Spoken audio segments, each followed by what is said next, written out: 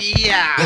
Okay! Yan! Chinito cooking muna ulit tayo. Isang muna pag mapagpalang araw po sa atin sa ating lahat ng mga ka-YouTuber at mga small YouTuber. Of course, ating mga sponsor na walang iba kundi si Benichan, Amigo Rolando, Jane Soriano, JZ and MCC Channel at iba pa. At syempre naman, ito si Chinito Moto, tayo po'y magluluto uli ng halimasag. Kasi si Mami, bumili ng halimasag yung sa naglalako dyan. Oo, ang lalaki, my God. Pero siyempre, masarap ito, matataba naman siya. Ang gusto niya ay gagatan. So, umpisa natin, bibili tayo ng pechay and mustasa. Alam niyo po guys, sa mga hindi nakakaalam sa pechay, napakasarap po nito sa ginataang isda. Kahit anong isda, pwede po yan. Lahat ng ginataan, pwede po yan. Okay? Abangan niyo po at igigisa ko na po ang ating mahiwagang coconut milk. Alright!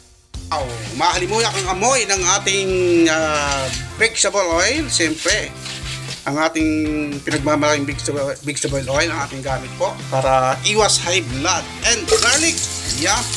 Sinamin natin ang balat sapagkat sabi nga po sa mga hindi nakakalam dyan, ang sustansya ng bawang ay hindi lang sa laman naroon. At siyempre, naroon din po yan sa balat. Okay, wala pa tayong tagahawak ng camera. Pasensya po kung malikot. Sunod po natin ang mahiwag ng sibuyas na ala Ginsoriano. Okay, yan po. Mix lang po yan.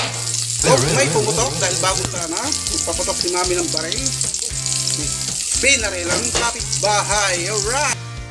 Paglagay po natin ng coco milk, inilagay na po natin yung mga dahon-dahon katulad ng mustasa at saka yung dahon ng pechay. At isusunod na rin po natin maya-maya ng konting oras yung ating biniling halimasag. Ito po, ayan, tataktak na po natin maya-maya yan.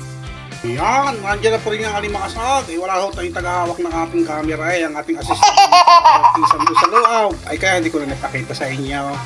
Ayan, nandito na po yan. Ayan, ayun, alright, sarap na naman ang kain natin. Sira na naman ang ating diet. Grabe. Kaunti pa. Ayan, dilaw po. Hindi pa siya madilaw yung ating halimasag. Kaunti na lang po. Okay? Kasi po pag hilaw na kapag LBM po yan. Yan pong halimasag. Kinain natin ng hilaw. LBM po tayo. So, kailangan lutuin po natin ang ayos ito. Alright?